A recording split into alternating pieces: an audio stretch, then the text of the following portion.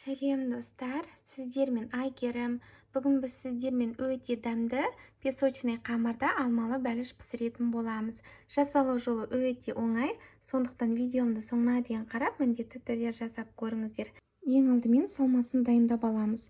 Салмасына 3-4 дана алма, сары май, қант және корица қажет. Корицаны қалауларыңыз бойынша қосасыздар, бұл міндетті емес. Алмаларды тазалап,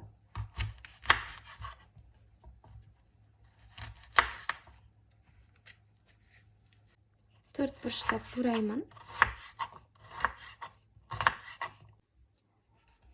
Мінекей дайын. Табамызды қыздырамыз. Қызып тұрған табамызға қантымызды салып, баяу отта қантымызды ерітеміз. Араластырып тұрыңыздар. Қантымыз еріді, сары майымыз саламыз. Араластырамыз. Майымыз еріді, алмаларды саламыз.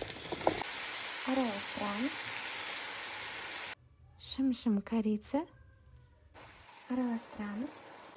Газымызды баяулатып, баяу отта осылай 5 минут ұстаймыз. 5 минут уақыт өтті, газымызды өшіріп, бөлек ыдысқа салып, суытамыз. Енді салмамыз суығанша қамырын елеп алатын боламыз.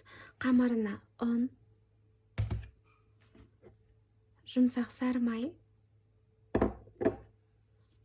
қант, бір жұмыртқа және қопсытқыш қажет. Ең алдымен таза ыдысымызға жұмыртқамызды, қантымызды салып, қантымыз еріп, массамыз ағарғанша жақсылап венчикпен араластырамыз. Мінекей массамыз ағарды. Үстіне бір шай қасық қопсытқышымызды саламыз. Араластырамыз. Жұмсақ сары майымызды саламыз. Араластырамыз. Ең артынан ұнымызды қосып отырып, песочный қамыр елеп алатын боламыз.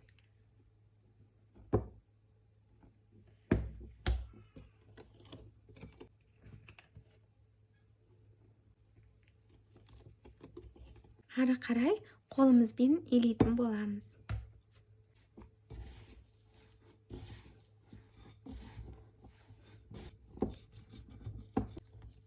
Мінекей қамырымыз дайын. Осында жұмсақ қамыр шығуы қажет. Асығыс болмасаңыздар, бетін жауып, тоңазытқышқа бір 15-20 минут қойбасаңыздар болады.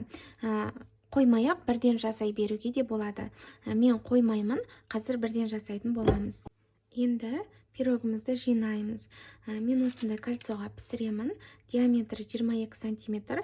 Астына пергамент қағазын төседім. Қамырдың барлығын салмайсыздар, кішкене бөлігін алып қаламыз. Қазір оны артынан көрсетемін. Қалған бөлігін жаймалап шығамыз. Бірінші аз-аз бөліктен үзіп алып, шет-шетіне қойып шығамыз.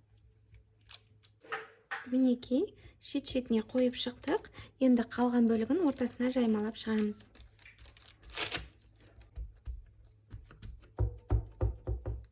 Шет-шетін тағы да бір тегістеп шығамыз.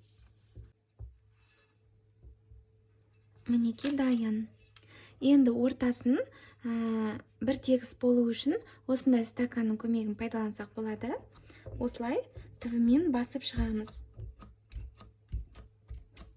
Дайын. Енді ортасына салмамызды саламыз. Жаймалаймыз. Мінекей дайын. Біз кішкене қамыр алып қалған болатынбыз. Қазір осыны бетіне майдалап үгітетін боламыз. Немесе бұлай қаламасаңыздар, осы қамырды жайып, ұзын-ұзын қылып кесіп, бетіне қойып шықсаңыздар да болады.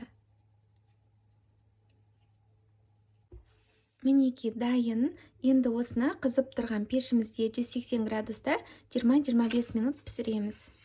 Пирогымыз пісті, өте әдемі болып шықты. Формадан бірден шығармайсыздар. Осылай бір жарты сағат суығанша қойып қоямыз. Пирогымыз толықтай суыды. Формамыздан шығарып, табағымызға салдық.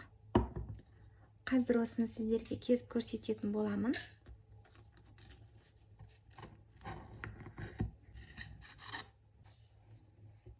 Тарелкамызға саламыз.